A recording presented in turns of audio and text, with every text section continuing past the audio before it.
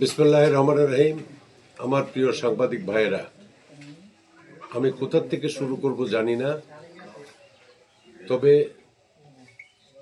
আমার চান্দিনায় নির্বাচন উপলক্ষে নির্বাচনকে লেভেল প্লেইং ফিল্ড হিসাবে তৈরি করার জন্য যেই সেনাবাহিনীর একটি কন্টিনজেন্ট আমার চান্দিনায় নিয়োজিত আছে,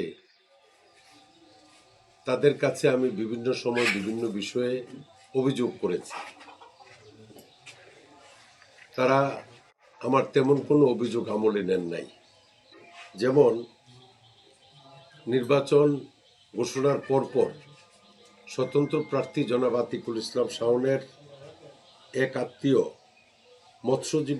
তৎকালীন মৎস্যজীবী দলের সভাপতি আব্দুস সাত্তার দম্ভ করে একটি ভিডিও বার্তা দিয়েছেন যে শাওনের নির্বাচন করবে আর্মি। শাওনের ভগ্নিপতি মেজর, শাওনের এক চাচাতো ভাই বাংলাদেশের এমন এক ঊর্ধ্বতন কর্মকর্তা যিনি 5ই আগস্টের পর সরকার পরিচালনায় অনেক বড় বড় ভূমিকা রেখেছেন। এই ভিডিওটি আমি চান্দিনার আর্মি অফিসার, ডিজিএফআই, তারপরে ডিসিএসপি সহ ঊর্ধ্বতন অনেক কর্মকর্তাকে দিয়েছি। কিন্তু আজকে এই বিষয়টি প্রমাণ করল যে আসলেই আমাদের এখানে কর্মরত সেনা কর্মকর্তাদের উপরে তার কোনো আত্মীয় বা স্বজন, যাদের কথা এই আব্দুস সাত্তার বলেছিল, তাদের কারো না কারো হস্তক্ষেপের কারণে আমাদের এখানে কর্মরত সেনাবাহিনীদের কর্মকাণ্ডে ইহাই প্রতীয়মান হয় যে তাদের কর্মকাণ্ড সম্পূর্ণভাবে পক্ষপাতমূলক। কারণ আমি একটা ইনস্টেন্স দেই, গত রাতে আমার দলের একজন কর্মকর্তা প্রফেসর মাহবুব এলাহির বাড়িতে আক্তার হোসেন নামে কৈকরুই গ্রামের একজন লোক অনেক লোক নিয়ে সেই বাড়িতে তার এক উৎসব চলাকালীন সময়ে আক্রমণ চালায়, ভাঙচুর করে। এই বিষয়টি আমি আর্মি ক্যাম্পে অবহিত করি, উপজেলা নির্বাহী কর্মকর্তাকে অবহিত করি, তারপরে ওই দল্লায় নবাবপুর অঞ্চলে যিনি ম্যাজিস্ট্রেট ছিলেন এক ভদ্র মহিলা, তাকে অবহিত করি। তো আমার বিরুদ্ধে সেই জায়গাতে আর্মি যায়। আর্মি যাওয়ার পূর্বেই যখন মাহবুব এলাহির বাড়ি আক্রমণ চলে, তখন হয়তো তার প্রতিপক্ষ যারা আক্রমণ করেছিল তারা কিছু স্থানীয় অস্ত্রশস্ত্র তার বাড়িতে রেখে দেয়। তারপরে আর্মি গিয়ে তাকে সেই জায়গা থেকে গ্রেফতার করে আনার পর আমি উপজেলা নির্বাহী কর্মকর্তা, থানার ভারপ্রাপ্ত কর্মকর্তা সকলকে এই বিষয়টি অবহিত করি। এই বিষয়ে মাহবুব এলাহির বিরুদ্ধে এই সেনা কর্মকর্তা বা পুলিশ কর্মকর্তা কেউ মামলা করতে রাজি হয়নি বলে আমার কাছে রিপোর্ট এসেছে। তার পরপরই গত রাতে যে ঘটনা ঘটে, শহীদপুর গ্রামের জুয়েল এবং উজ্জ্বল, ইসমাইল, তারা প্রায় 100 লোকের একটা বাহিনী নিয়ে তাদের পার্শ্ববর্তী এলাকা শালিকা কেন্দ্রের আমার যিনি পরিচালনা করেন অত্র ইউনিয়নের চেয়ারম্যান আবু বকরের বাড়িতে আক্রমণ করে। আবু বকরের বাড়িতে আক্রমণ করার পর আমি সেনাবাহিনীকে এই বিষয়টি অবহিত করলে সেই জায়গাতে সেনাবাহিনী যায়। সেনাবাহিনী ওই জায়গাতে অবস্থান করাকালীন সময়ে এই ইসমাইল এবং উজ্জ্বলের যে সমস্ত বিতর্কিত ছেলেদের প্রায় 100 লোক নিয়ে সেই জায়গাতে গিয়েছিল, তারা পার্শ্ববর্তী জাহাঙ্গীরের বাড়ি সহ অনেকের বাড়ি তছনছ করে। এই বিষয়টিও সেই জায়গাতে অবস্থানরত সেনাবাহিনীকে অবহিত করা হয়, কিন্তু তাদের বিরুদ্ধে সেনাবাহিনী কোনো অ্যাকশান নেয় নাই। তো এই সমস্ত বিষয়গুলোর থেকে প্রমাণিত হয় যে তারা একটা পক্ষপাতমূলক কর্মকাণ্ড তারা করেছেন। আজকে নির্বাচনকালীন সময়ে বিভিন্ন জায়গাতে সেনাবাহিনীর বিভিন্ন কন্টিনজেন্ট আমার যেই সমস্ত অঞ্চলগুলোতে বিপুল ভোটাধিক্যে আমার নির্বাচিত হওয়ার কথা, যেমন ফাউই কেন্দ্রে গিয়ে আমার ওই জায়গাতে কেন্দ্রের যে ইনচার্জ আমার পরিচালনার জন্য, সেই জায়গাতে তালিকা পকেট থেকে বের করে নাম খুঁজে যে ওই জায়গাতে মোয়াজ্জেম হোসেন আছে কিনা। তো এইভাবে বিভিন্ন জায়গাতে গিয়ে তালিকা থেকে নাম বের করে তারপরে চান্দিনাতে গিয়ে শরীফকে খুঁজে, তারপরে আপনার শ্রীমন্তপুরে আমার যেই কেন্দ্র পরিচালনা করবে সিএফ শ্রীমন্তপুর কেন্দ্র, তার নাম হলো এনামুল।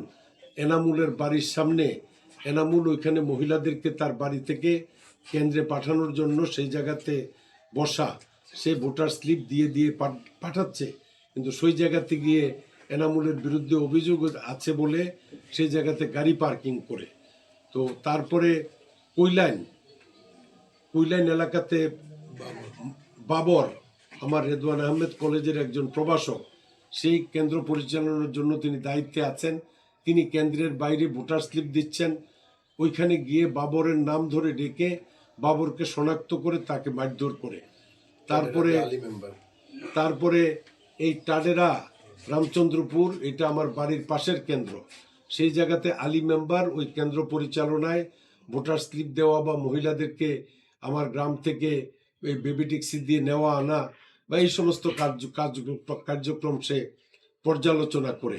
কিন্তু সেই জায়গাতে গিয়ে আলী মেম্বারের নাম ধরে তাকে চিহ্নিত করে সেই জায়গাতে মারধর করে, এই জাতীয় ঘটনা।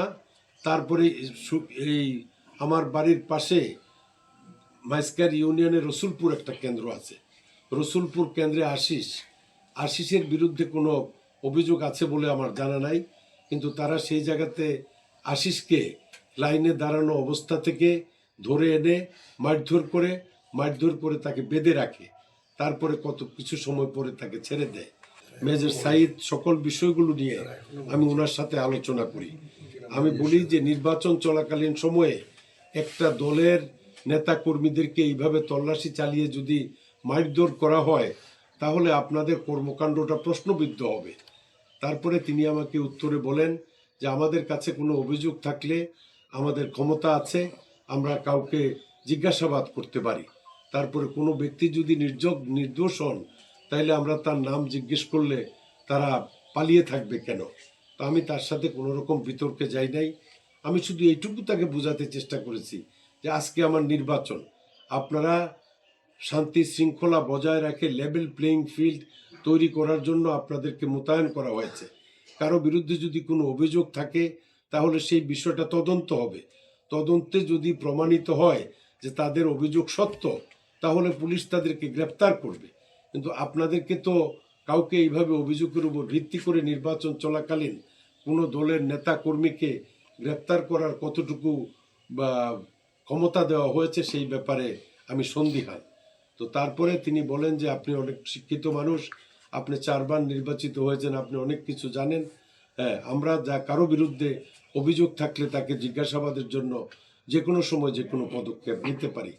তো তাদের এই আর্মির বিভিন্ন জায়গাতে বিভিন্ন কেন্দ্রে আমার নেতা কর্মীদের উপরে এই জাতীয় হস্তক্ষেপ মারধরের কারণে আমার যারা ভোটার তারা সমস্ত উপজেলাতে শঙ্কিত হয় এবং সেই জায়গা অনেক কেন্দ্র থেকে আমার ভোটাররা ভোট না দিয়ে প্রাণ ভয়ে পালিয়ে যায়।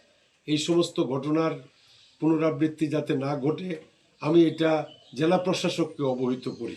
জেলা প্রশাসককে অবহিত করে আমি পুরো বিস্তারিত বিষয়টা তাকে বলি।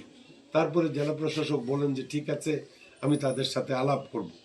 আমি সহকারী রিটার্নিং অফিসার উপজেলা নির্বাহী কর্মকর্তাকেও এই বিষয়গুলো তাদেরকে জানাই যে নির্বাচন চলবে নির্বাচনের ধারায়। এখানে যেই সেনাবাহিনীকে আইন শৃঙ্খলা রক্ষা করার জন্য লেভেল প্লেইং ফিল্ড তৈরি করার জন্য যেখানে নিয়োজিত করা হয়েছে, তারাই যদি কোনো প্রার্থীর কোনো নেতৃস্থানীয় নেতা কর্মীর উপরে এইভাবে আক্রমণ চালায় তাহলে সারা উপজেলায় এটা একটা পক্ষপাতিত্বমূলক আচরণ বলে বিবেচিত হয়। তারপরে গত রাতের তাদের কাউকে তারা প্রেরণ করেন, অন্য দলের কাউকে তারা জিজ্ঞাসাবাদ করেন অন্য আমাদেরও অভিযোগ অনেকের বিরুদ্ধে ছিল, কিন্তু অন্য দলের কাউকে তারা কোনো জায়গাতে কোনো কিছু জিজ্ঞেস করে নাই। বিভিন্ন জায়গাতে যেখানে আমার বিএনপির লেবেল পরা গলায় কার্ড পরা লোক দেখেছে সেই জায়গাতে তাদের উপরে আক্রমণ করা হয়েছে, তাদেরকে প্রহার করা হয়েছে, তার প্রমাণাদিও আমাদের কাছে আছে, সাক্ষী আছে। এখানে শত শত লোক সাক্ষী দিবে যে শুধুমাত্র বিএনপির আমার নেতাকর্মীদেরকে বিভিন্ন কেন্দ্রে যেই কেন্দ্রগুলোতে আমার একচেটিয়া ভোট পাওয়ার কথা, এবং আপনারা প্রেসের লোকরাও জানবেন, আমার পুরো উপজেলায় অনেক জায়গাতে আমি বিপুল ভোটে বিজয়ী হওয়ার সম্ভাবনা থাকা সত্ত্বেও, সেটা আল্লাহ জানে, আমি জানি না আমার ভাগ্যে কি আছে, কি হবে না হবে। তবে এই আর্মির এই জাতীয় হস্তক্ষেপ পক্ষপাতমূলক বলেই আমার কাছে প্রতীয়মান হয়, যার কারণে আমি অনেক বড় ক্ষতিগ্রস্ত হবে বলে মহিচালে তারা আমি এখনো সেটা আছে, মনে করি। তারা এখনো দৌড়াইতেছে। এবং মহিচাল আমার বাড়ির পাশের কেন্দ্র। মহিচালে একচেটিয়া অন্য কোনো প্রার্থীর অনেকেই এজেন্টও সেই জায়গাতে দিতে পারে নাই, কিন্তু কার কোন অভিযোগের কারণে তারা এসে আমার বিএনপির কর্মীদেরকে এইভাবে হেনস্থ করার জন্য দৌড়াদৌড়ি করা, একটা ভিডিও আমার কাছে আছে, সেটা আমি সংরক্ষণ করেছি, যে তারা অনাহুত আমাদের লাইনে থাকা লোকদেরকে বা দাঁড়িয়ে থাকা লোকদেরকে, 400 গজের বাইরে যদি কেউ থাকে সেটা তো কারো কোনো ধর্তব্য বিষয় নয়, কিন্তু এই জায়গাতে এসেও তাদের উপরে তাদের অনেককে পিটানো হয়েছে এই মহিচাল কেন্দ্রে। বিভিন্ন জায়গায় অনেক হ্যাঁ, ভিডিও করে এখনো তাদেরকে আবার তারা- ধইরা তাদের ভিডিও ডিলিট করাইছে, এখনো মারছে। এখনো এই সমস্ত জিনিস আছে। যদি কেউ তাদের এই কর্মকাণ্ডকে ভিডিও ধারণ করে, তাদেরকে পর্যন্ত দৌড়ে ধরে ভিডিওগুলা ডিলিট করা হয়েছে। তো এতে প্রমাণিত হয় যে তারা কোনো না কোনো পক্ষকে আহ, সমর্থন দিয়েছেন, এবং শুধুমাত্র আমার পক্ষের লোকদেরকে, আমার নেতাকর্মীদেরকে বিভিন্ন জায়গায় এইভাবে তল্লাশি চালানো, চেজ করা, এটা একটা প্রশ্নবিদ্ধ কর্মকাণ্ড বলে আমি মনে করি। এই প্রেস কনফারেন্স আমার নির্বাচন বর্জনের কোনো ঘোষণা নয়। আমার সমর্থকরা এত প্রতিকূলতার মাঝেও আমাকে ভোট দেওয়ার চেষ্টা করেছে। আমার ভোটারদের সম্মানে কোনো অবস্থাতেই এই নির্বাচন আমি বর্জন করছি না, কিন্তু বাংলাদেশের জনগণের কাছে আমি চান্দিনাবাসীর প্রতি কৃতজ্ঞ।